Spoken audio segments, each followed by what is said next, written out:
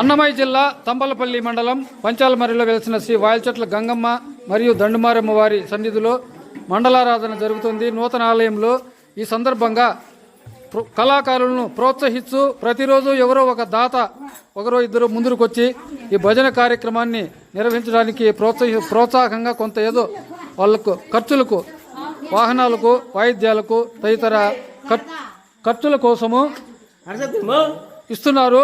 ఈరోజు